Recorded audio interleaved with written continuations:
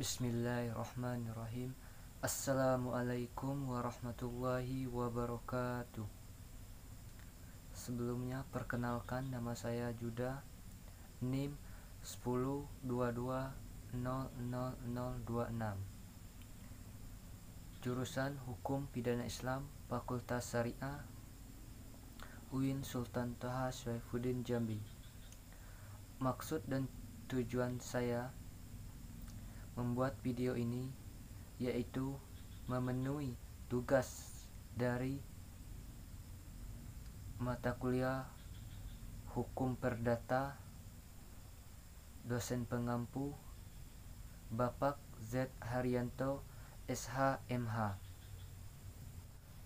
Tugas yang pertama atau soal yang pertama yaitu jelaskan tujuan dan berikan alasan saudara-saudari memilih program studi Hukum Pidana Islam Fakultas Syariah UIN Sultan Toha Saifuddin Jambi. Tujuan pertama saya masuk jurusan Hukum Pidana Islam karena saya niat dari diri saya sendiri untuk kuliah di jurusan Hukum Pidana Islam, dan tentunya saya memilih jurusan Hukum Pidana Islam itu untuk meraih cita-cita saya yang ingin menjadi orang-orang yang sukses dan hebat seperti orang-orang yang sukses di lulusan hukum. Dan juga saya ingin menjadi orang yang bisa menegakkan keadilan, dan tentunya saya juga ingin melindungi keluarga saya, mengasih tahu yang benar dan tidak benar, seperti halnya dalam hukum, baik itu tentang hukum negara maupun hukum Islam. Baiklah, lanjut dengan soal yang kedua, yaitu bagi mahasiswa-mahasiswi program studi Hukum Pidana Islam, mempelajari hukum perdata memiliki arti penting dan kegunaan. Jelaskan dengan cara menguraikan. Arti penting dalam mempelajari hukum perdata adalah karena mempelajari hukum perdata itu sangatlah penting bagi kita. Karena hukum perdata itu lebih mengarahkan kepada surat menyurat, tentang dan juga tentang pernikahan, penceraian, hak asuh anak, dan pembagian harta. Karena semua itu termasuk hukum perdata, sangatlah penting bagi kita untuk mempelajari hukum perdata.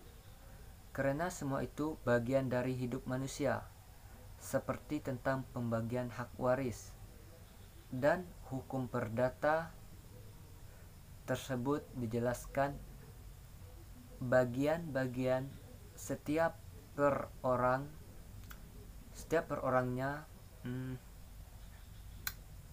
siapa-siapa saja menjadi hak waris, dan juga tentang ngurusin surat tanah. Banyak orang sering bermasalah tentang surat tanah, seperti halnya masih banyak orang yang membuat kericuhan seperti membuat surat tanah yang double. Jadi sangatlah penting bagi kita untuk mempelajari hukum perdata, bahwasanya di dalam hukum perdata sudah menjelaskan atau mengarahkan tentang cara mengatur tata tertib kehidupan manusia dalam mencari hak yang seharusnya menjadi hak individu. Dan terus kegunaan dalam mempelajari hukum perdata itu yaitu sangatlah banyak kegunaan, terutama kegunaan mempelajari hukum perdata yaitu kita sudah tahu bagaimana hukum perdata tersebut. Jadi kegunaannya kita bisa memberikan penjelasan bagi keluarga kita yang tidak paham tentang masalah surat menyurat dan lain sebagainya. Jadi karena kita tahu, setidaknya bisa mengurangi perselisihan antara sama keluarga dalam membagi halnya masing-masing. Soal yang ketiga yaitu jelaskan tentang definisi hukum perdata menurut pendapat satu orang ahli dan ceritakan tentang sejarah hukum perdata yang saudara ketahui. Yaitu definisi hukum perdata menurut para ahli, yaitu menurut Profesor Dr. Handes Satjipto Raharjo SH, mendefinisikan hukum perdata sebagai sebuah hukum yang mengatur sekalian perkara yang berisi hubungan antara sesama warga, seperti halnya perkawinan, kewarisan, dan perjanjian. Terus tentang sejarah hukum perdata. Sejarah hukum perdata dimulai saat hukum perdata atau KUH perdata yang dikenal dengan istilah Buckrich White Book atau BW adalah kodifikasi hukum perdata yang disusun negeri Belanda yang dipengaruhi oleh hukum perdata Prancis atau Code Neufron, dan pada waktu itu dianggap sebagai hukum yang paling sempurna.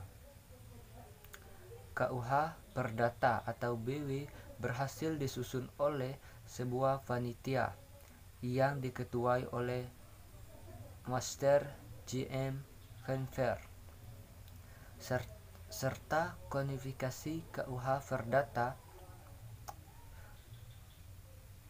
selesai pada tanggal 5 Juli 1830 dan diberlakukan di negeri Belanda pada tanggal 1 Oktober 1838. Pada tanggal 31 Oktober 1837 dibentuk panitia baru yang diketuai Master J.J. Sopfroten van Oud. Akhirnya panitia inilah yang berhasil mengkodifikasi KUH Perdata Indonesia berdasarkan asas konkordasi yang sempit. Artinya KUH Perdata Belanda banyak menjiwai KUH Perdata Indonesia karena KUH Perdata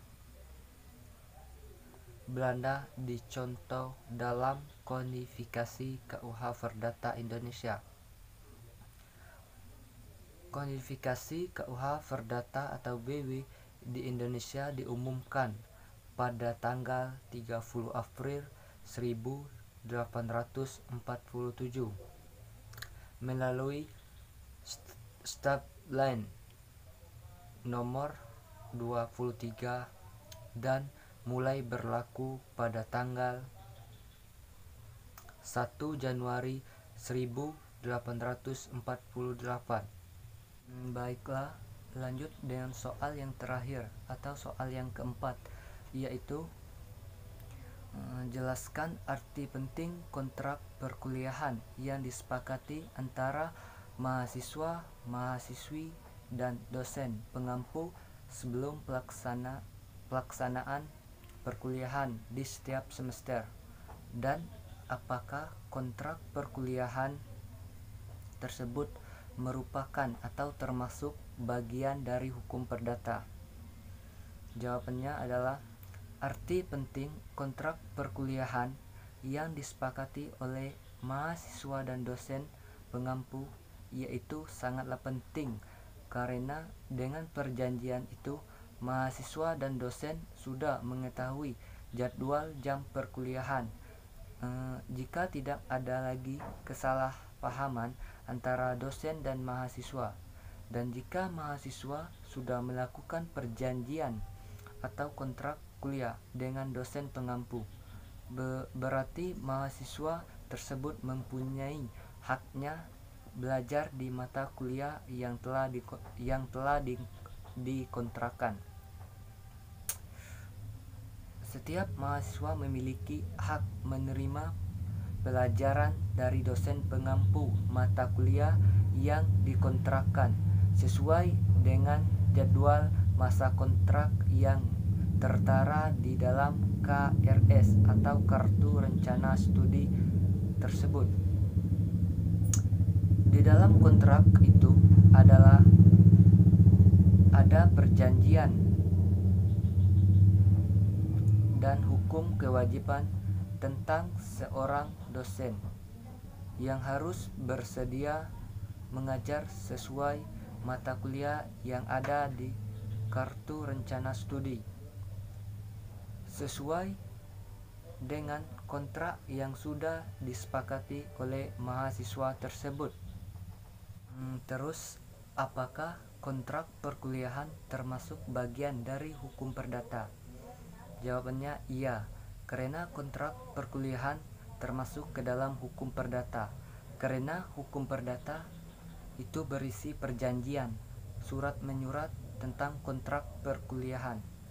Kita sebagai mahasiswa dan dosen termasuk ke dalam kontrak kerja, yang mana antara mahasiswa dan dosen diberikan jadwal, SKS, dan mata kuliah yang tertera di Kartu Rencana Studi dari kampus.